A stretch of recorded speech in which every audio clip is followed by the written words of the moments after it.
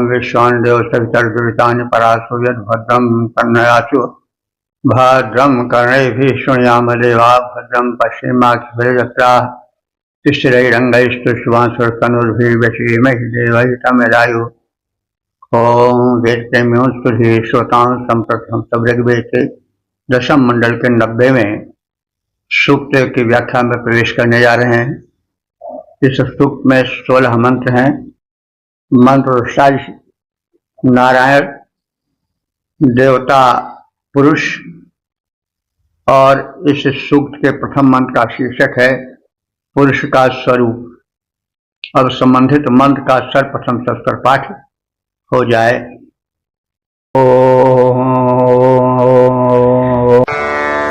सहस्रशीर्षः पुरुषः सहस्राक्षः सहस्रपात् सभूमिं विश्वतो वृत्वात्यतिष्ठद्दशाङ्गुलम्।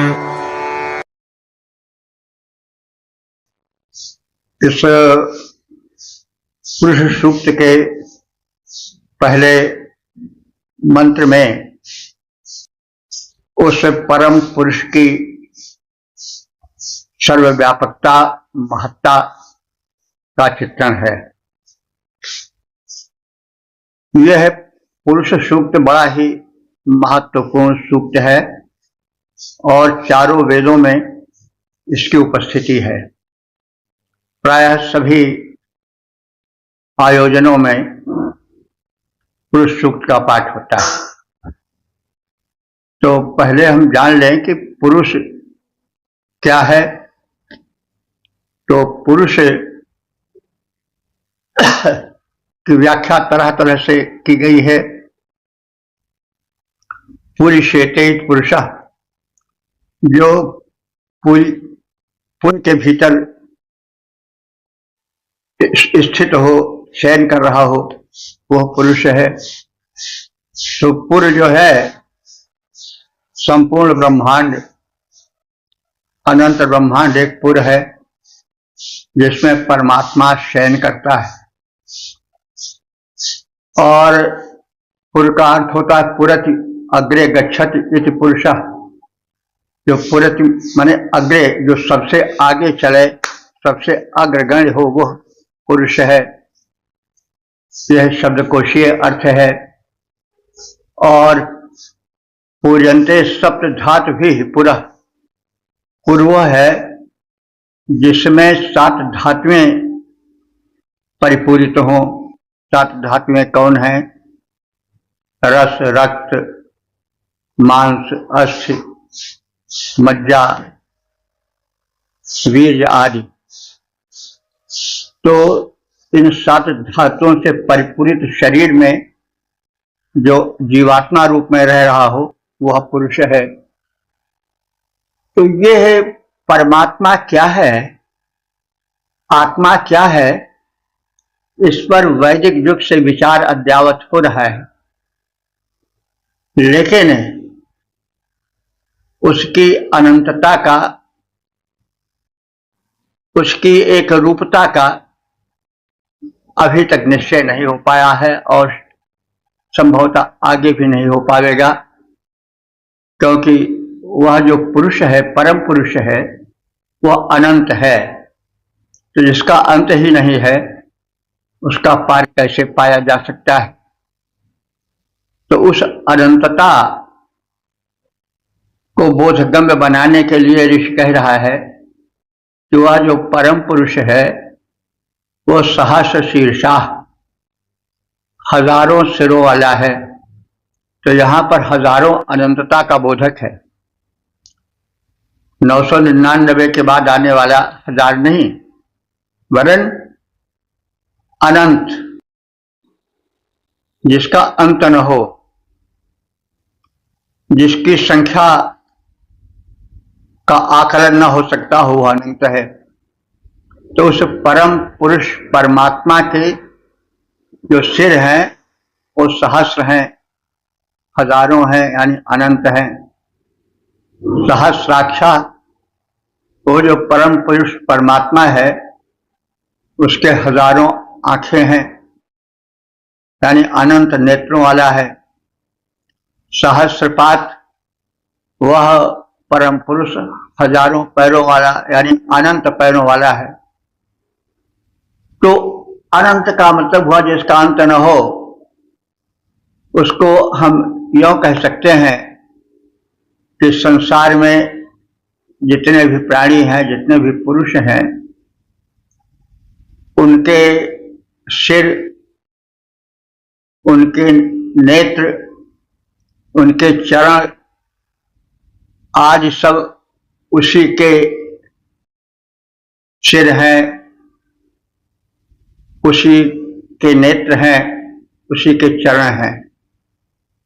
उससे विलग कुछ नहीं है। यह सर्वेश्वरवाद है। जो कुछ है वो एक है, एक ही का अनेक या अनंत रूपों में विस्तार है, और यावत जड़ चेतनमय जगत है वो सब उसी का प्रारूप है।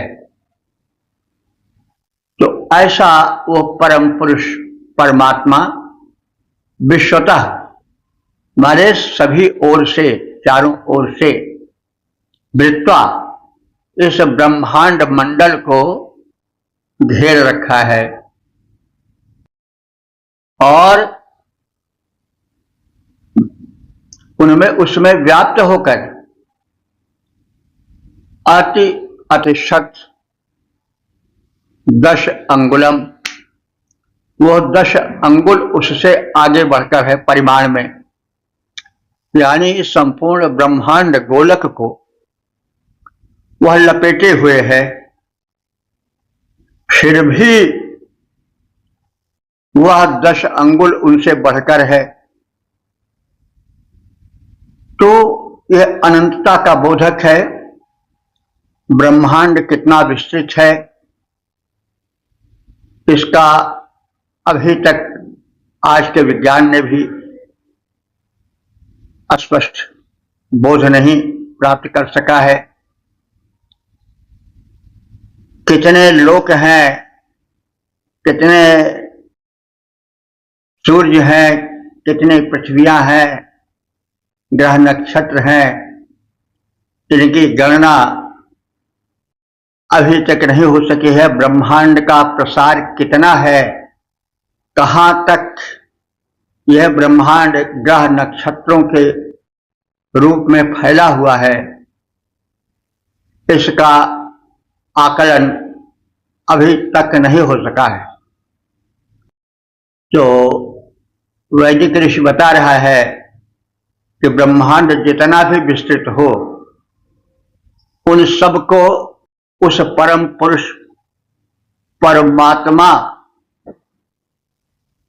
व्याप्त किए हुए है, उसको लपेटे हुए है, और उस व्याप्ति के पश्चात, उस लपेटने के पश्चात भी वो ब्रह्मांड से 10 अंगुल आगे ही रहता है परिमाण में। कितना भी ब्रह्मांड विकसित हो जाए, कहा जा रहा है कि अभी ब्रह्मांड विकसित ही हो रहा है। आप सब जानते होंगे कि पहले ब्रह्मांड कंचे के बराबर था, ऐसा वैज्ञानिकों का मत है। फिर उसका गुरुत्व इतना बढ़ा कि उसमें एक विस्फोट हुआ। उस विस्फोट के साथ ब्रह्मांड बनने लगा, और अभी तक माना जाता है कि ब्रह्मांड का विस्तार होता जा रहा है। वो कहां तक फैला है, कितना है, उसकी संख्या कितनी है, कितने सूर्य हैं, कितने ग्रह नक्षत्र हैं, कितनी आकाश गंगाएं हैं, इसकी गणना आज तक नहीं हो सकी है, आगे संभवतः न हो पावे, क्योंकि वह अपार है, अनंत है। तो इस प्रकार से वो ब्रह्मांड को घेरने के पश्चात भी, लपेटने के पश्चात भी 10 अंगुल आगे बढ़कर है। उसकी व्याप्ति, ब्रह्मांड का कितना भी विस्तार क्यों न हो, कुछ आगे ही रहेगी, और वह समस्त प्राणियों के हृदय में भी है। पूर्यन्ते सप्त धातु भी पूरा पुर से पुरुष बना है, पुरुषेति पुरुषः, और पुर क्या है, जो कि 7 धातुओं से रस, रक्त, मज्जा, मांस, अस्थि आदि इन 7 धातुओं से युक्त जो शरीर है वो भी जीवात्मा रूप में उस परम पुरुष के सोने का स्थान है, विश्राम का स्थान है। तो इस प्रकार से उस परम पुरुष परमात्मा के विस्तार का बोध कराने के संदर्भ में इस मंत्र को ऋषि ने कहा है। तो विराट पुरुष परमेश्वर सहस्र माने अनंत सिरों वाला है, अनंत नेत्रों वाला है और अनंत चरणों वाला है। वह भूमि यानी ब्रह्मांड के विस्तार, उसके गोलक को सभी ओर से व्याप्त करके, घेर करके, लपेट करके, उसके घेरे से और आगे बढ़ करके 10 अंगुल परिमाण में वह परम पुरुष परमात्मा व्याप्त है। तो इस व्याप्ति को गीता के 11वें अध्याय के 23वें श्लोक में देखा जा सकता है। अर्जुन कृष्ण के विराट रूप को देखकर चकित होकर, प्रभावित होकर कह रहा है कि हे भगवान, रूपम महत्ते, तुम्हारा रूप बहुत विशाल है, बहुत विराट है। बहुवक्त्र नेत्रम, उसके बहुत से वक्त्र माने मुख, नेत्र हैं, उसके बहुत से मुख हैं, नेत्र हैं। महाबाहो, हे महाबाहु, तुम्हारे बहुबाहु अनंत बाहुएं हैं। बहुउरु, अनंत जो है वो उरु हृदय प्रदेश है। पादम, अच्छा उरु जंघा को भी कहते हैं।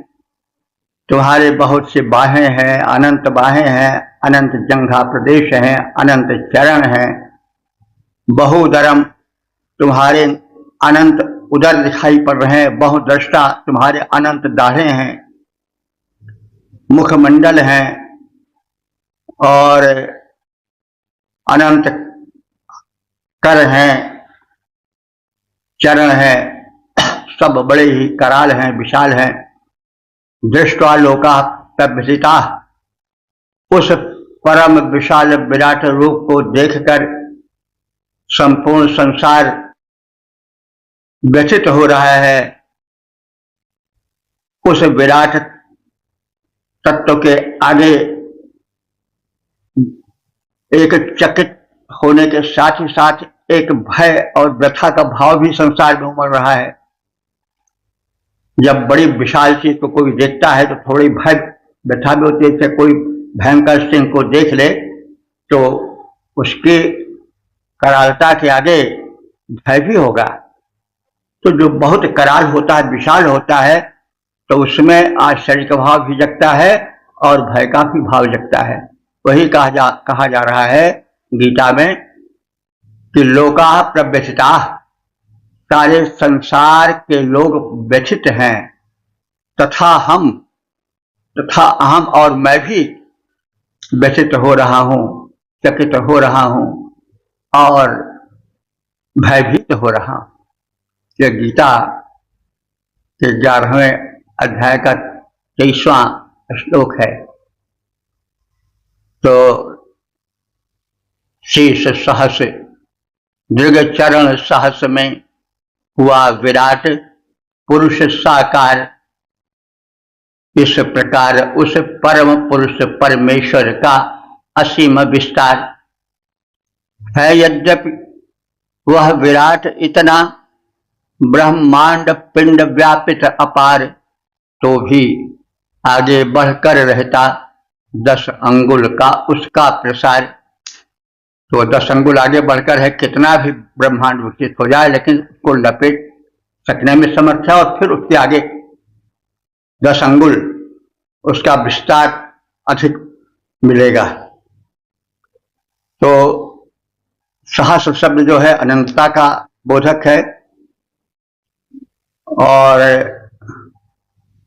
भाष्यकार उवट ने दशांगुल पद का, शब्द का अर्थ 10 इंद्रियां अथवा 10 अंगुल प्रमाण हृदय प्रदेश से किया है।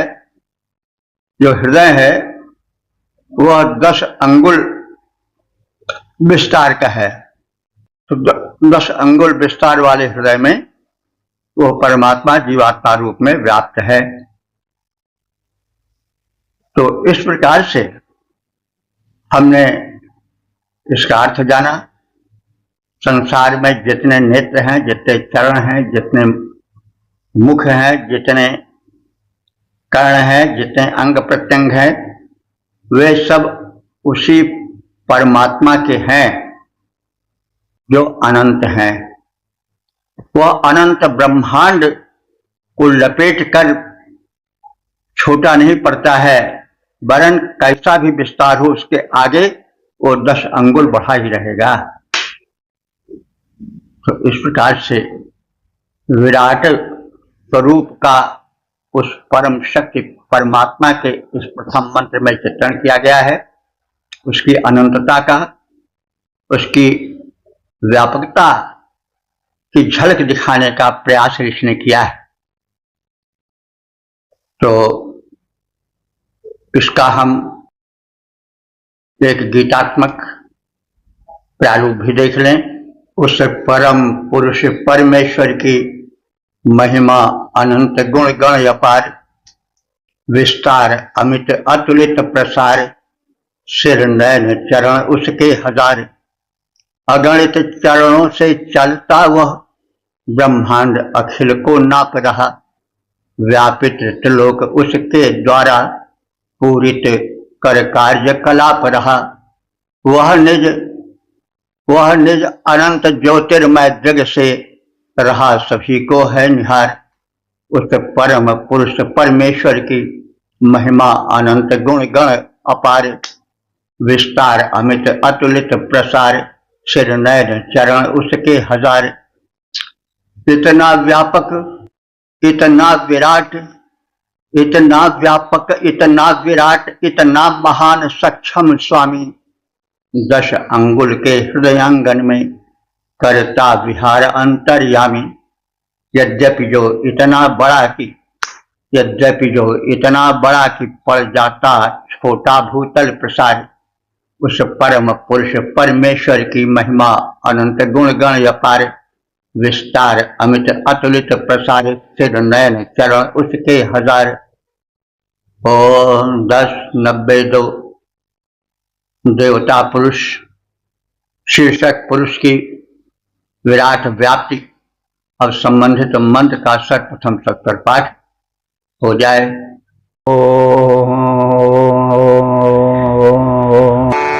पुरुष एवेदं सर्वं यद्भूतं यच्च भव्यम्, उदामृतत्वस्येषा नो यदन्नेनातिरोहते।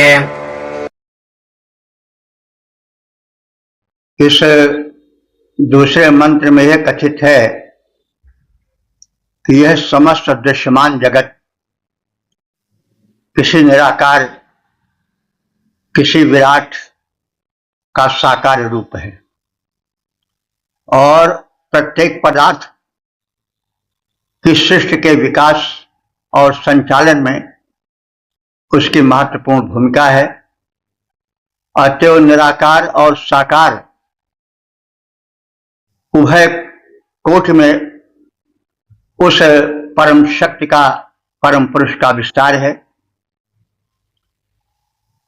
उस सूक्ष्म का स्थूल रूप है। देखिए, दार्शनिक विचार है, जो वस्तु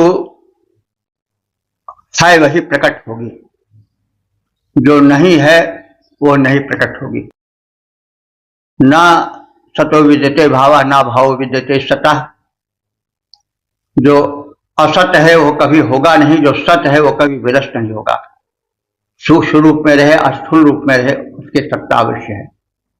जैसे एक वट बीज है,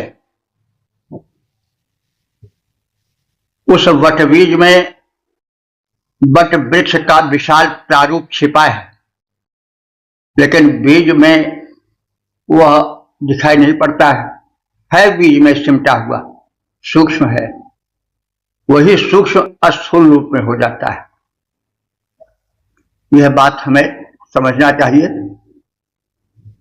यह संसार अव्यक्त का व्यक्त और व्यक्त का अव्यक्त होना है, सूक्ष्म का स्थूल होना और स्थूल का सूक्ष्म होना, यही सृष्टि का संचालन है। प्रत्येक वस्तु पहले सूक्ष्म रहती है, फिर वह स्थूल बनती है, फिर स्थूल से फिर सूक्ष्म हो जाती है, और वही सूक्ष्म हो जाना, अव्यक्त हो जाना जो है वह वस्तु का नष्ट हो जाना है। मनुष्य उसी को मरण मान लेता है। तो प्रत्येक दृश्यमान वस्तु पहले अव्यक्त थी, दिखाई नहीं पड़ रही थी, बीच में दिखाई पड़ी, फिर बाद में कुछ दिन के बाद अव्यक्त हो जाएगी। यही रहस्य है सृष्टि का, जीवन का, जगत का। तो यह जगत जो है वो सूक्ष्म रूप से पहले वर्तमान था, परमात्मा में सिमटा था, फिर बाद में वह स्थूल बना, फिर स्थूल से वही सूक्ष्म रूप में प्रकट होकर व्यक्त हो जाता है। इसी दार्शनिक भाव का द्योतन इस मंत्र में दृष्टिगोचर होता है। समस्त दृश्यमान जगत किसी निराकार का ही साकार रूप है और प्रत्येक पदार्थ की सृष्टि, विकास और संचालन में अपनी महत्वपूर्ण भूमिका अदा करती है। अतएव निराकार और साकार को जो उभय कोटियां हैं वे इस सृष्टि विचार में विचारणीय है और उनकी विचारणा सृष्टि विषय का रहस्य को समझने और समझाने में सहायक है। यत इदम, यत माने जो, इदम माने यह, जो यह दृश्यमान वर्तमान जगत है, यत भूतम, जो जगत भूतकालिक है, पहले हो चुका है, यत च भव्यम, और जो होने वाला है, जो भावी है। जो संसार अभी दिखाई नहीं पड़ रहा है, कुछ वर्षों के बाद दिखाई पड़ेगा, अभी सूक्ष्म है, फिर स्थूल होगा। तो यह सब उसी परम पुरुष परमात्मा से संबंधित है और वो सब विराट पुरुष ही है। पुरुष एवं वो सब वह विराट पुरुष ही है जो भूतकाल, जो वर्तमान काल, जो भविष्य काल है, जो अदृश्य है। भूत भी अदृश्य है, भविष्य भी अदृश्य है, वर्तमान दृश्यमान है, लेकिन वे सब किसी परम सत्ता की अभिव्यक्ति हैं। अभिव्यक्ति कभी प्रत्यक्ष हो जाती है, कभी अप्रत्यक्ष हो जाती है, सूक्ष्म हो जाती है, अव्यक्त हो जाती है। यही सृष्टि का खेला है। यत इदम, जो यह वर्तमान जगत है, यत भूतम, जो भूतकालिक जगत था, यत चा भव्यम, जो भावी यानी भविष्य का संसार होगा, वो सब पुरुष एवं पुरुष ही होगा, सब पुरुष ही है। उत, और अमृतत्वस्य, अमरता का, मुक्ति का, ईशाना माने स्वामी है, वह परम पुरुष ही मुक्ति का स्वामी है। बंधन और मुक्ति दो हैं। बंधन से व्यक्ति या वस्तु सिमट जाती है, अपने को कष्टित पाती है, लेकिन बंधन और मुक्ति का जो स्वामी है वही वो परम पुरुष है। यत अन्य ने, जो अन्न से अर्थात आहार से परिवर्धित होते हैं, विकसित होते हैं, अतिरोहत माने बढ़ते हैं, वे सब उस परम शक्ति परमात्मा के कारण हैं।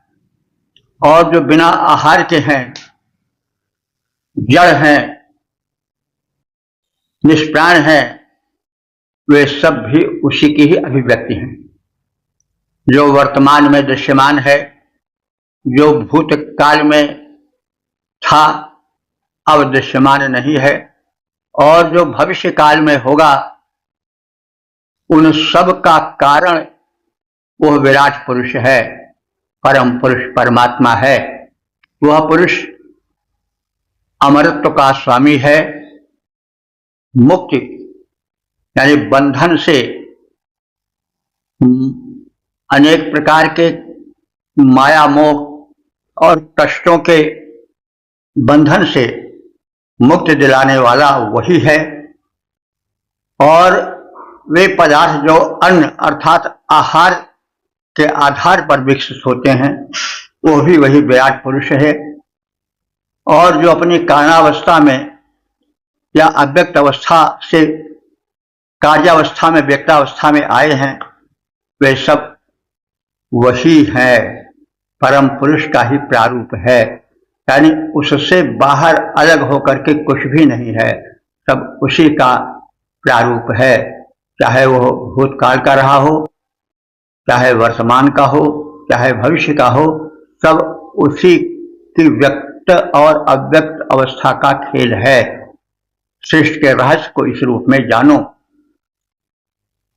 जो था आगे होगा, जिस प्रकार जो यह संसार परम पुरुष उन सब का कारण, उसका ही सब रूप प्रसार, वही मुक्ति का सच्चा स्वामी, जड़ जंगम जग का आधार, सबके हित में निराकार से वही बन जाता है स्तुति साकार। तो समस्त दृश्यमान जगत किसी न किसी रूप में निराकार का ही साकार रूप है, और प्रत्येक पदार्थ की सृष्टि में, उसके विकास में, संचालन में उसी परम पुरुष की महत्वपूर्ण भूमिका है। अतएव निराकार और साकार को जो ये उभय कोटिक विस्तार है सृष्टि का, वो सब ब्रह्म, पर ब्रह्म परमात्मा परम पुरुष से संबंधित है, उसी में सीमित है, और यही विचार का सार है, तत्व है। अब इसका एक छंदोबद्ध प्रारूप भी देख लिया जाए। जो जगत चराचर दृश्यमान है, परम पुरुष सबका स्वामी, कण कण में रमणशील पावन वह परम पुरुष अंतर्यामी। जो था अतीत में विद्यमान, जो वर्तमान में दृश्यमान, होगी भविष्य में जो रचना, वह पुरुष रहेगा विद्यमान, वो पुरुष ही रहेगा विद्यमान। वह अमर वृंद का है स्वामी, है सभी उसी के अनुगामी। जो जगत चराचर दृश्यमान है, परम पुरुष सबका स्वामी, कण कण में रमणशील पावन, वह परम पुरुष अंतर्यामी। उपभोग कर्म फल करें जीव, वह ब्रह्म जगत बनकर आया। उपभोग कर्म फल करें जीव, वह ब्रह्म ही जगत बनकर आया। कारण स्वरूप से कार्य रूप में, कारण स्वरूप से कार्य रूप में प्रकटित होकर के छाया। विस्तृत विशाल संसार बना, विस्तृत विशाल संसार बना, नाना स्वरूप नाना नामी। जो जगत चराचर दृश्यमान है, परम पुरुष सबका स्वामी, कण कण में रमणशील पावन, वह परम पुरुष अंतर्यामी। थोड़ा अंतर है शब्दों में। ऋग्वेद में जो भव्यम है और यजुर्वेद में वही भाव्यम है, तो थोड़ा अंतर है, इसको जाने रहें। और 10:93 देवता पुरुष शीर्षक पुरुष का अनंत विस्तार। अब संबंधित मंत्र का सर्वप्रथम सत्वर पाठ हो जाए।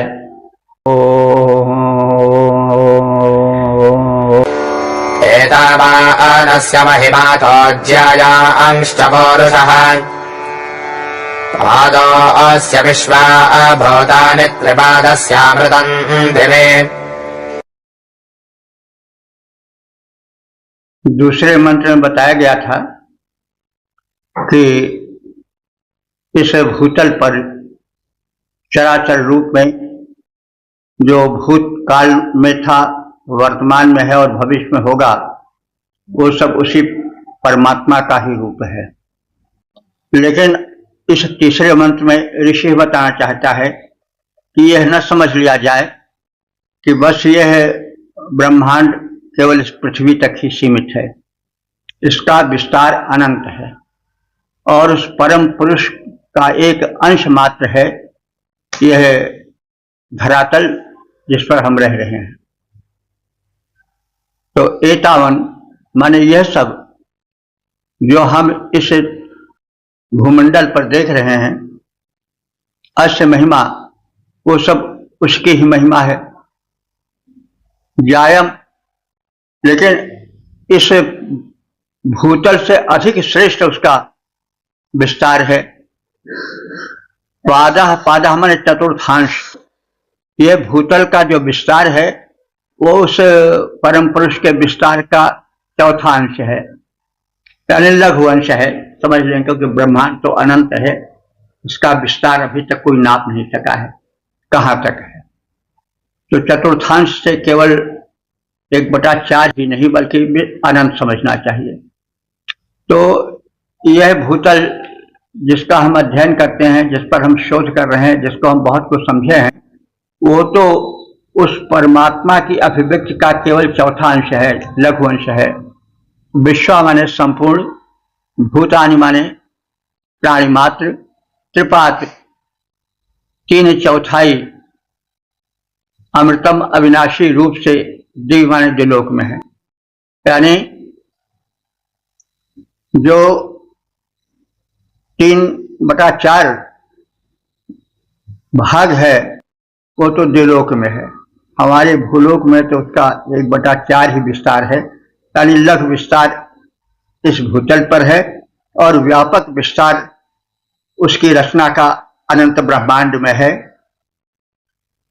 तो यह समस्त संसार ईश्वर की महिमा है, उसकी रचना है, जो उसके बड़प्पन, उसकी महत्ता की सूचना देती है। किंतु यह महिमा इसकी आंशिक महिमा है। इस विराट की संपूर्ण महिमा इससे कहीं अधिक है और असीम है। महत्ता उसकी असीम है, उसको नापा नहीं जा सकता, उसको सीमा में बांधा नहीं जा सकता है। इस विराट का एक पाद माने एक चरण, चौथाई भाग ही इस संसार के रूप में दृश्यमान है। शेष जो 3 चरण या अंश हैं, जो अविनाशी हैं, वे द्विलोक में अर्थात इस लोक से ऊपर के लोकों में, अनंत दिव्य लोकों में स्थित हैं। मतलब जो पृथ्वी है वो तो उस परमात्मा के विस्तार का एक लघु अंश है, लेकिन जो व्यापक अंश है वो तो इस पृथ्वी के ऊपर जो छाया हुआ ब्रह्मांड है उसमें है। ग्रह नक्षत्र तारे आदि जो हैं ये लोक ही हैं। और ऐसा कहा जाता है कि आज के वैज्ञानिक लोग कहते हैं कि इस पृथ्वी के अतिरिक्त अन्य लोक में भी प्राणी हैं, लेकिन वो 500 प्रकाश वर्ष से अधिक दूर है। प्रकाश वर्ष आकाश के विस्तार को नापने वाला मानदंड है। तो जो प्रकाश की गति है वो संभवतः 1 सेकंड में हजारों मील की होती है। तो इस प्रकार से सेकंड में इतना हुआ तो मिनट में इतना होगा, तो घंटे में इतना होगा, तो फिर दिन में इतना होगा, रात में इतना होगा, फिर महीने वर्ष आदि होते होते तो 500 प्रकाश वर्ष के आगे कोई ऐसा लोक है जहां पृथ्वी की तरह ही सभ्य मनुष्य रहते हैं, ऐसा आज के वैज्ञानिकों का कथन है। लेकिन वो कितनी दूर है वहां तक कोई जान आज का जा ही नहीं सकता है। तो यह समस्त संसार जो दृश्यमान है वो इस परम पुरुष परमात्मा की महिमा है, उसका बड़प्पन है, उसकी कारीगरी है, उसकी श्रेष्ठता का स्वरूप है। किंतु यह महिमा इसकी आंशिक महिमा है, इसकी बहुत थोड़ी महिमा है, इसके विशालता का, बड़प्पन का, महत्ता का एक लघु अंश है।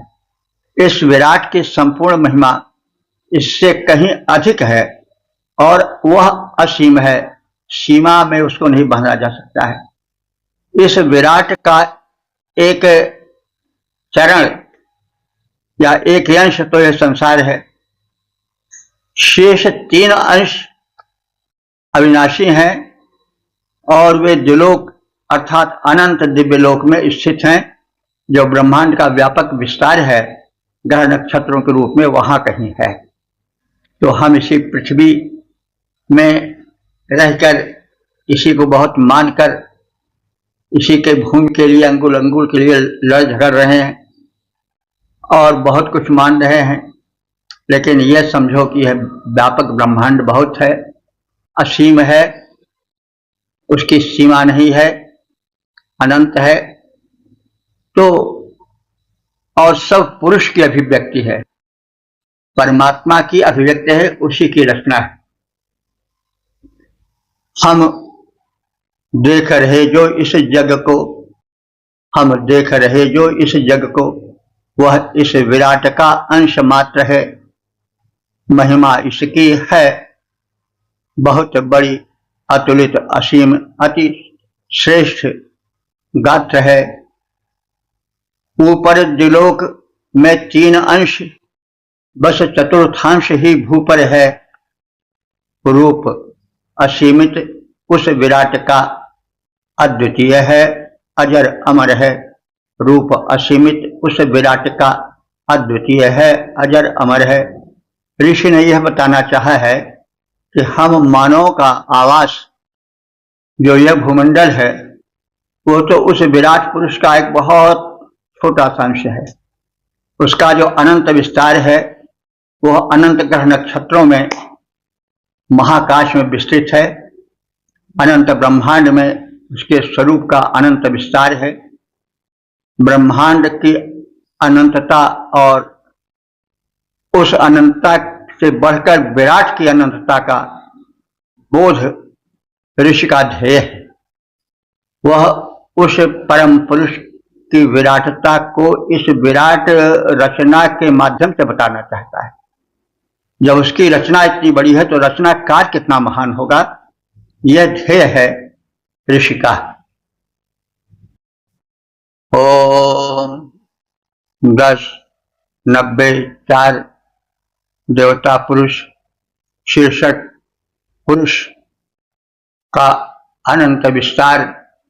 अब संबंधित मंत्र का सर्वप्रथम सत्वर पाठ हो जाए।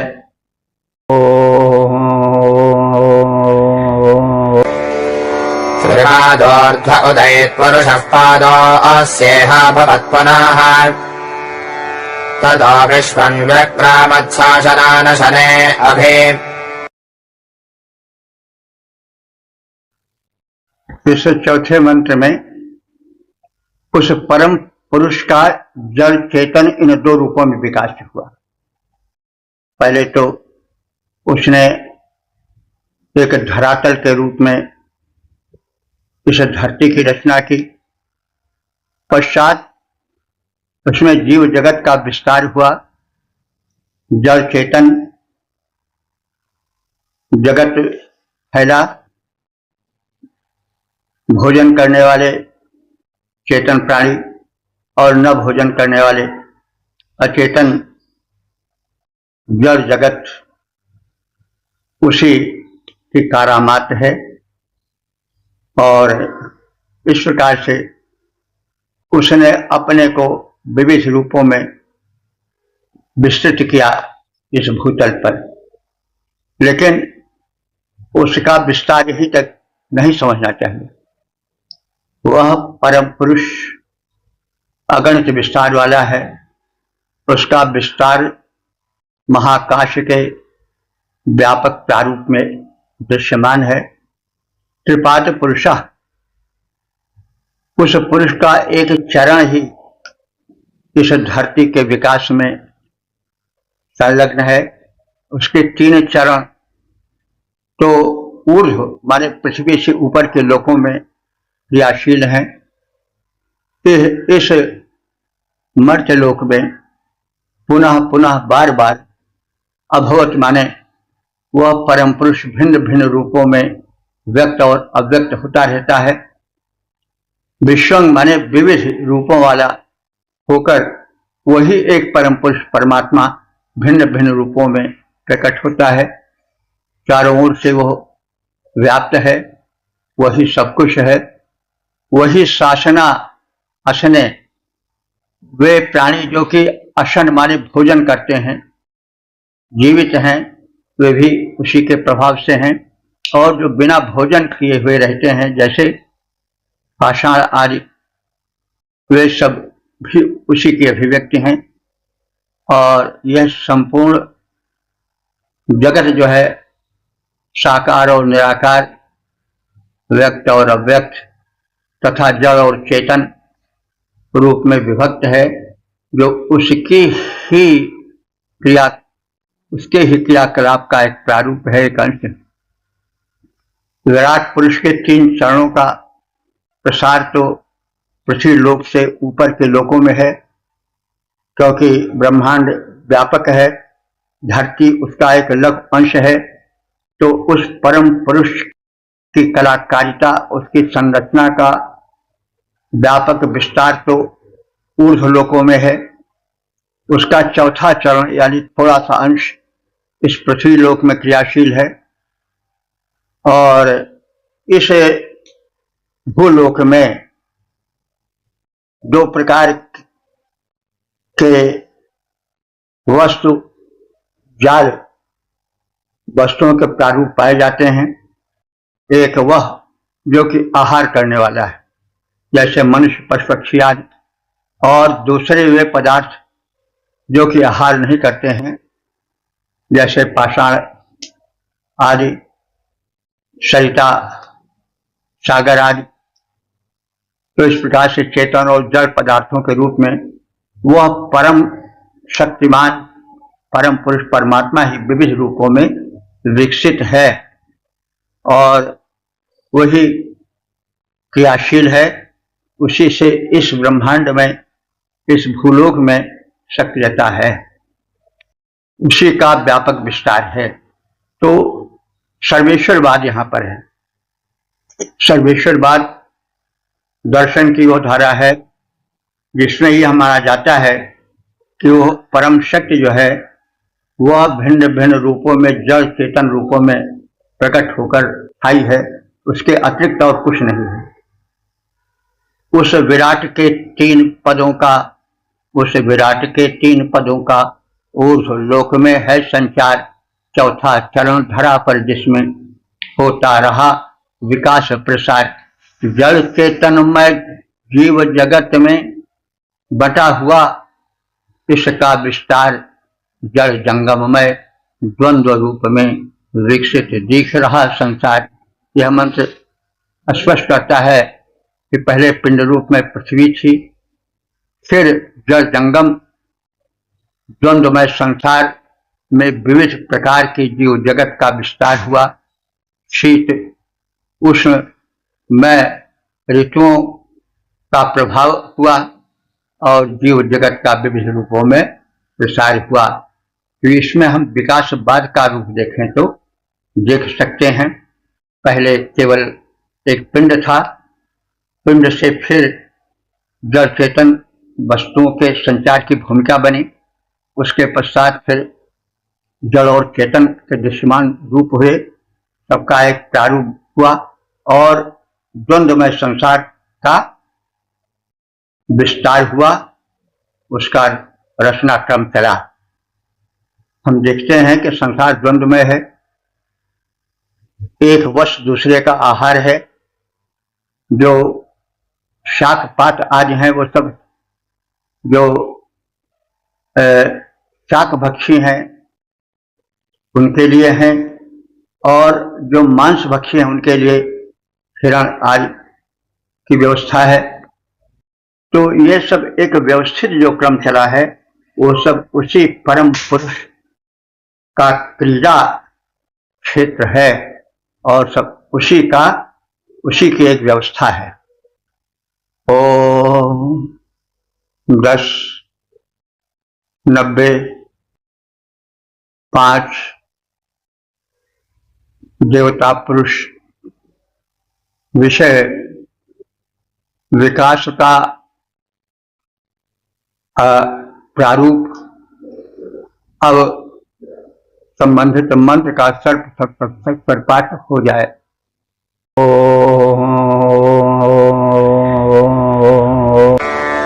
तस्मात् विराडजायत विराजो अधिपौरुषः स जातो अत्यरिच्छत पश्चाद्भोभिमथो पुनः।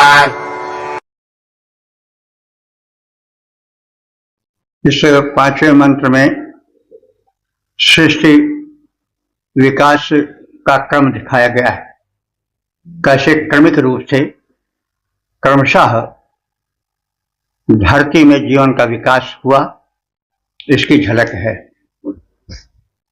तो तस्मात् माने उससे, यानी उस विराट पुरुष से, विराट अजायत, विराट विकास का रूप प्रकाशित हुआ, ब्रह्मांड रूपी शरीर का जन्म हुआ। विराजा अधिपुरुषः, विराट पर आधृत जीवात्मा का जन्म हुआ। विराजा अधिपुरुषः, विराज माने विराट से, अधिपुरुष माने जीवात्मा। तो उस विराट से जीवात्मा का विकास हुआ। इसके पूर्व तो केवल जड़ात्मक विकास था। अब जो आगे विकास की प्रक्रिया चली तो उसमें विराज माने अधिपुरुष यानी आत्मा का प्रवेश हुआ शरीर में।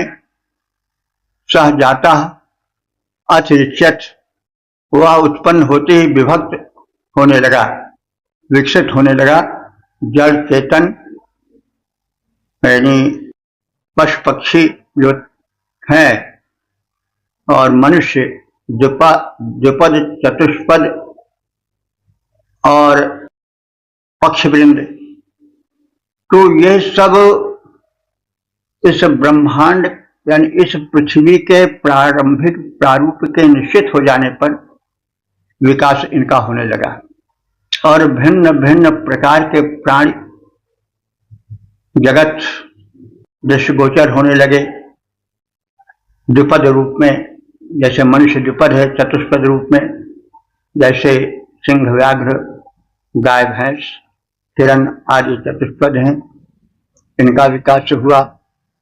और फिर पक्षी जगत जो गगनचारी है उसका विकास हुआ, और विकास का यह क्रम चलता गया। सह जाता अतिरिच्यत, वह उत्पन्न होते ही विभक्त होने लगे, यानी भिन्न भिन्न जीवों के रूप में विकसित होने लगे, भिन्न भिन्न शरीर में उनका विकास होने लगा। पश्चात भूमि, फिर भूमि का भिन्न भिन्न प्रकार से विकास और प्रयोग होने लगा। उसके पश्चात पुनः माने शरीर का स्वरूप निश्चित होने लगा। तो पुर का अर्थ होता है पूर्यन्ते सप्तधातु भी इति पुरः, जो 7 धातुओं से परिपूरित पिंड बनता है वह पुर है। तो 7 धातुओं से प्राणियों का शरीर बनता है, और प्राणियों के शरीर बनने से उसमें जीवन डाला गया, कर्मानुसार जीवों का प्रवेश हुआ, और फिर विकास का क्रम चल पड़ा। तो पूर्व कथित उस आदि शक्ति विराट परम पुरुष परमात्मा से, विराट माने ब्रह्मांड देह, व्यक्त जगत जो दिखाई पड़ रहा है भिन्न भिन्न प्रकार में, द्विपद चतुष्पद और खग वृंद के रूप में, वह उत्पन्न हुआ। विकास का एक क्रम चला।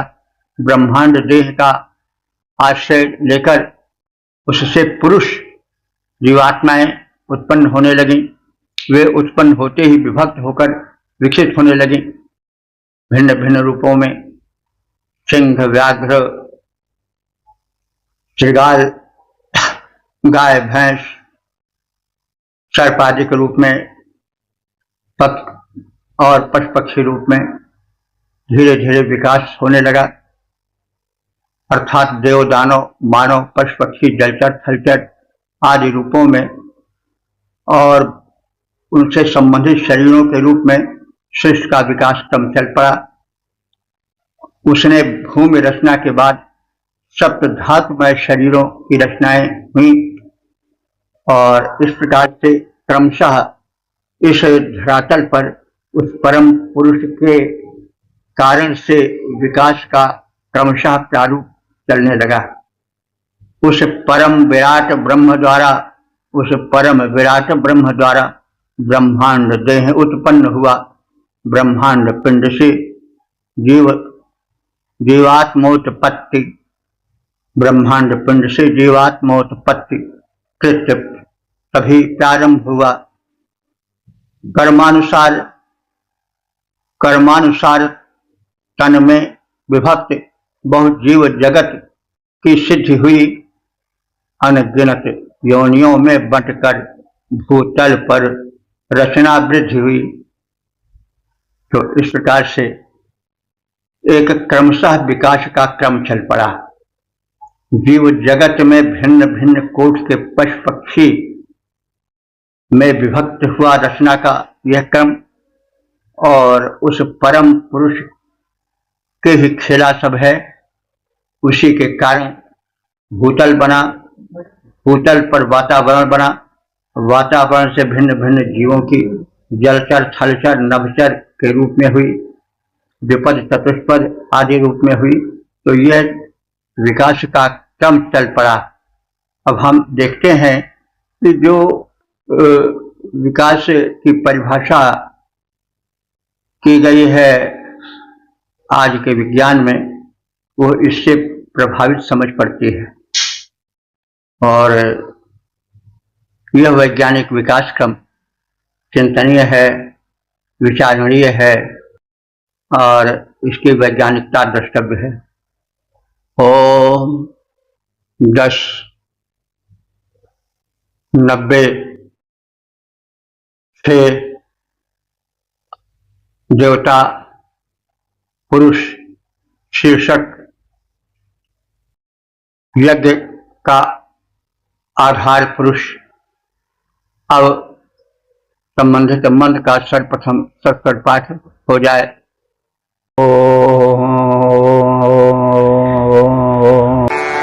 यत्परुषेण हविषा देवा यज्ञमतन्वता वसन्तो अस्यासीदाज्यम् ग्रीष्म इत्थः शरद्धभिः।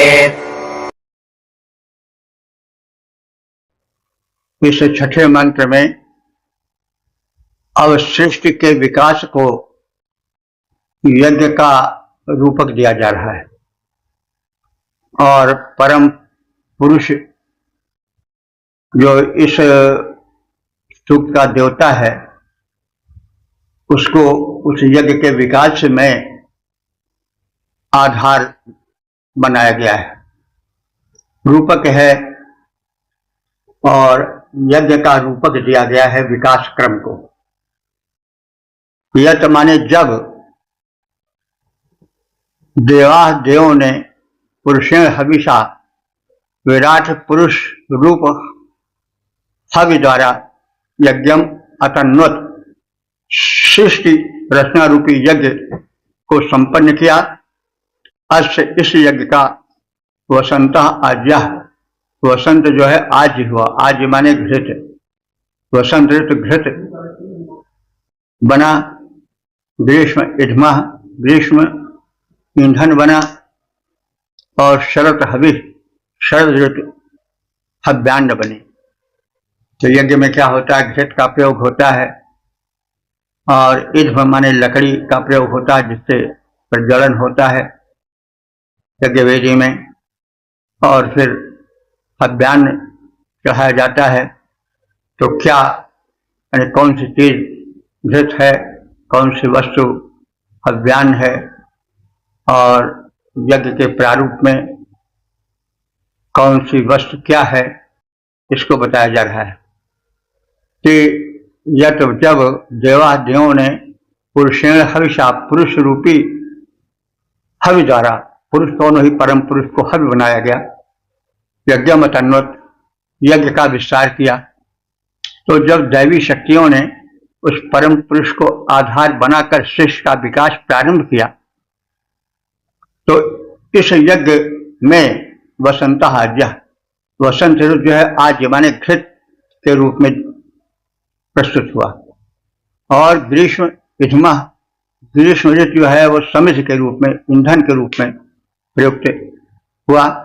शरद ऋतु जो है वो हवि यानी हव्यान्न के रूप में प्रस्तुत हुआ। तो जब देवों ने, दिव्य शक्तियों ने सृष्टि के विकास का क्रम प्रारंभ किया, तो उसमें विराट पुरुष का बड़ा योगदान रहा। इसको यज्ञ रूपक में प्रस्तुत किया जा रहा है। उस विराट पुरुष को हवि बनाया गया।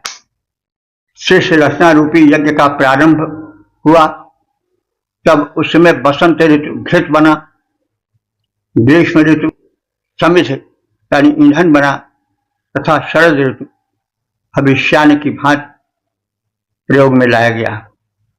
दिव्य शक्तियों ने मिलकर जब श्रेष्ठ सृजन का यज्ञ चलाया, दिव्य शक्तियों ने मिलकर जब श्रेष्ठ यजन का यज्ञ चलाया, ऋतु बसंत को घृत, निदाघ को समिध, शरद को हव्य बनाया। इस मंत्र में श्रेष्ठ रचना को यज्ञ का रूपक दिया गया है। परमात्मा, परम सत्ता प्रभु, उस परम शक्ति ने श्रेष्ठ रचना विस्तार के क्रम में इस विस्तार को यज्ञ का प्रारूप दिया और यज्ञ का संपादन किया। मनुष्यों को भी उसी अनुकरण पर यज्ञ का विस्तार करना चाहिए, क्योंकि सृष्टि एक यज्ञ है और उस यज्ञ का रूपक यहाँ दिखाया जा रहा है। तो इस सृष्टि का विकास यज्ञ के आधार पर हुआ है, यज्ञ रूप में हुआ है, तो मनुष्य को भी यज्ञ करना चाहिए। यज्ञ वही श्रेष्ठतम कर्म, श्रेष्ठ कर्म यज्ञ है, रचनात्मक कर्म यज्ञ है, उसको मनुष्य को करना चाहिए। उसके विकास में यह, उसके सुख शांति में यह परम सहायक होगा। मनुष्य को भी उसी अनुकरण पर यज्ञ हित में, सभ्यता संस्कृत के विकास में यज्ञीय भावना से शिव संकल्पित होकर यज्ञ में जीवन बिताना चाहिए और विकास में योगदान करना चाहिए। तो सत्व, रज तथा तमस गुणों के रूप में यहाँ पर बसंत यानी भाष्यकार उवट ने बसंत, ग्रीष्म और शरद ऋतुओं को सत्व, रजस तथा तमस गुणों के रूप में देखा है, जिनकी सृष्टि रचना और विकास में विशेष भूमिका है। सृष्टि विभिन्न त्रिगुणों से ही विकसित हुई है। तो भाष्यकार उवट का कथन है कि जो सृष्टि रचना है, जब त्रिगुण हुए, त्रिगुणात्मक, यह सृष्टि गुणात्मक है, तो इस त्रिगुणात्मक व्यवस्था के कारण सृष्टि भिन्न भिन्न रूपों में विकसित हुई। यानी इसमें कुछ तमोगुण प्राणी हुए, कुछ रजोगुण वाले हुए, कुछ सत्व गुण वाले हुए, और सब मिला करके सृष्टि में वैविध्य आया और क्रमशः सृष्टि का इस प्रकार से विकास हुआ। तो अब उस विकास में परम पुरुष परमात्मा का विशेष हाथ रहा। उसने स्वयं अपने को हव्य बना दिया, अपने को यज्ञ का प्रारूप दिया और यह सृष्टि अपने विकसित रूप में आगे बढ़ने लगी। अब हम इस मंत्र का पद्यात्मक या गीतात्मक प्रारूप भी देख लें। सृष्टि यज्ञ के विकास क्रम में उस परम पुरुष को हविष्य बना देवों ने यज्ञ प्रसार किया, मानसिक यज्ञ संपन्न हुए, संकल्पों को आधार किया। उस परम पुरुष को लक्ष्य बना। देवों ने आहुति की प्रदान, यह सृजन कर्म प्रारंभ हुआ, इस भांति हुआ याज्ञिक विधान। ऋतुराज बसंत बना घृत है, मादकता का विस्तार किया, उस परम पुरुष को हविष बना। देवों ने यज्ञ प्रसार किया, मानसिक यज्ञ संपन्न हुए, संकल्पों को आधार किया। चलता ही गया अखंड यज्ञ, यह ग्रीष्म बना ईंधन प्रचंड, ऋतु शरद बन गई विशद हव्य, परिणाम सुखद रचना अखंड। यज्ञ कर्म सुख सृजन मूल, प्रसरित यह पुण्य विचार किया, प्रसरित यह पुण्य विचार किया, उस परम पुरुष को हविष बना। देवों ने यज्ञ प्रसार किया, मानसिक यज्ञ संपन्न हुए, संकल्पों को आधार किया। ओम था 97 देवता पुरुष शीर्षक शिष्य रूपी यज्ञ का आधार। अब संबंधित मंत्र का सर्वप्रथम सत्तर पाठ हो जाए।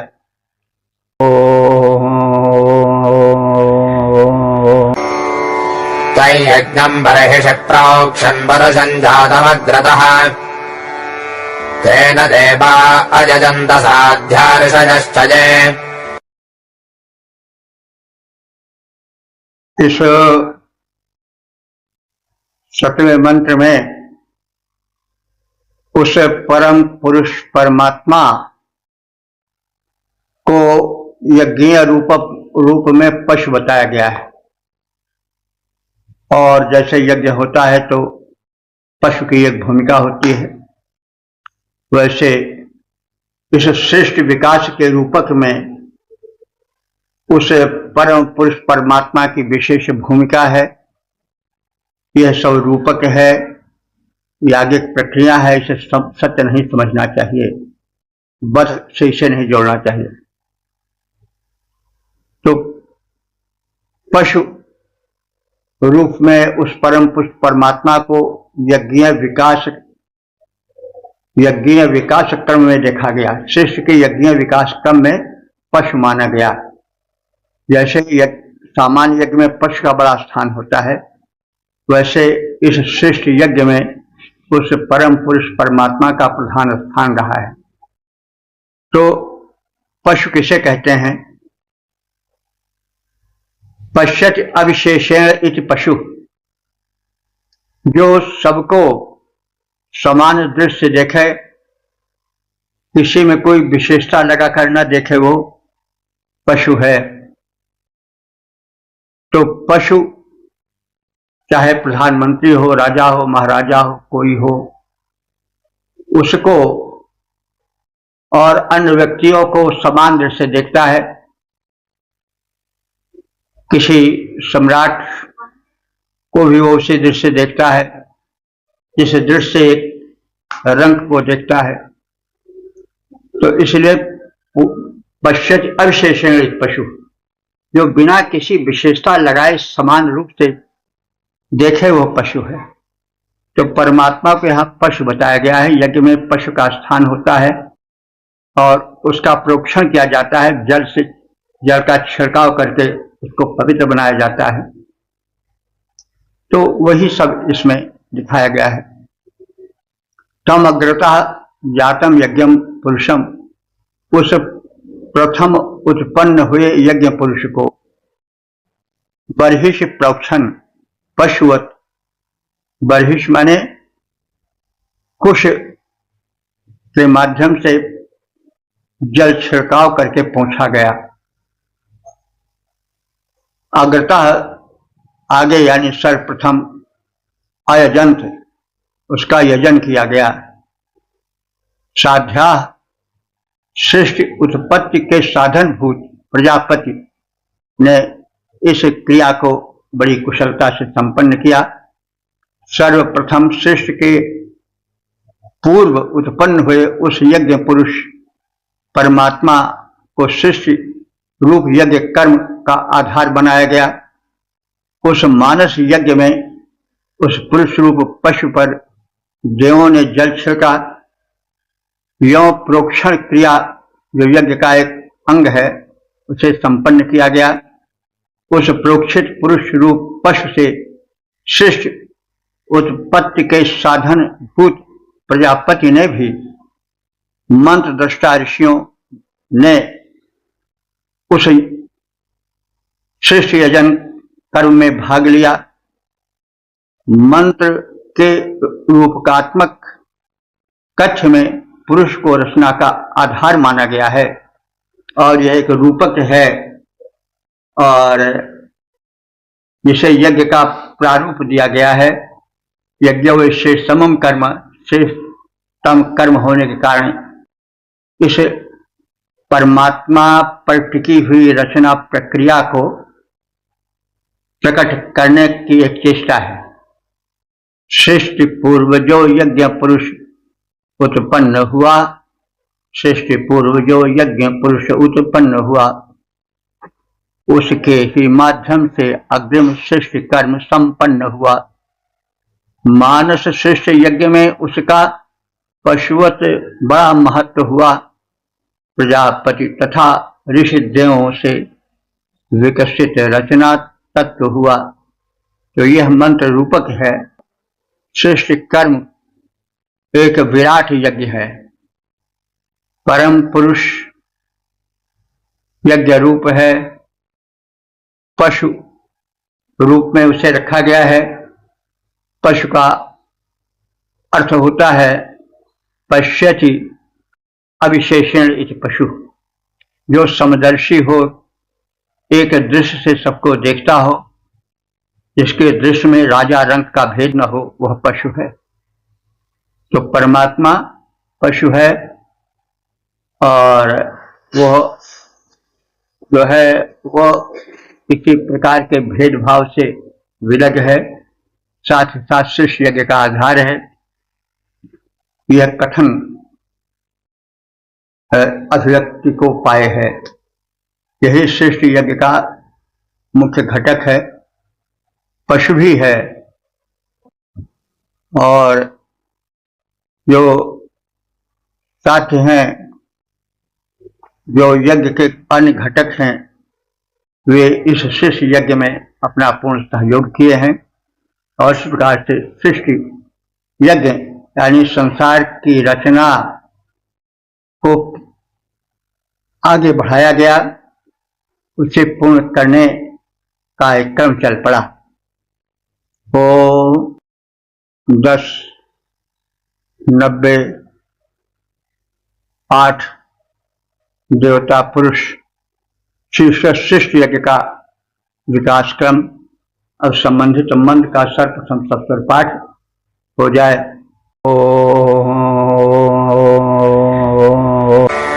तस्माद्यज्ञात् सर्वहुतः सम्भृतम् वृषदाज्यम् प्रशान्तांश्चक्रे वायव्यानारण्यान् ग्राम्याश्च ये। इस 8वें मंत्र में रचना का विकास क्रम सूचित है। रचना ऐसे नहीं हो गई कि अचानक सब हो गया हो, उसमें विकास क्रम है। डार्विन ने ही इस भाव को चुराया है और ऋग्वेद में इस पुरुष सूक्त में यह विकास का क्रम झांकता हुआ प्रतीत होता है।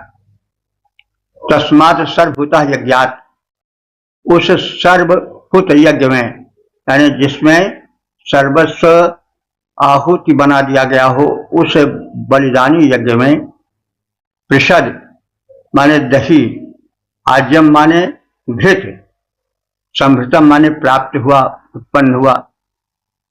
तात्पर्य यह है कि इस यज्ञ से एक रचना शक्ति को अधिक बल मिला। जैसे दही, दुग्ध, घृत आदि से पोषकत्व प्राप्त होता है, वैसे इस यज्ञ कर्म से सृष्टि विकास में पोषकत्व प्राप्त हुआ और सृष्टि का विकास चल पड़ा। वायव्यान, और इस विकास क्रम में वायव्यान माने वायु में उड़ने वाले पक्षी बने, आरण्यान पशुन, और जंगल में रहने वाले सिंह व्याघ्र आदि बने। और ये जो ये माने जो ग्राम्या माने गांव में रहने वाले पशु, कुक्कुर, गाय, भैंस, अश्व आदि वे भी बने ग्राम्या चक्र। और ये पशु जो गांव में रहकर जीवन बिताते थे, कुक्कुर आदि, ये भी इस विकास क्रम में बने।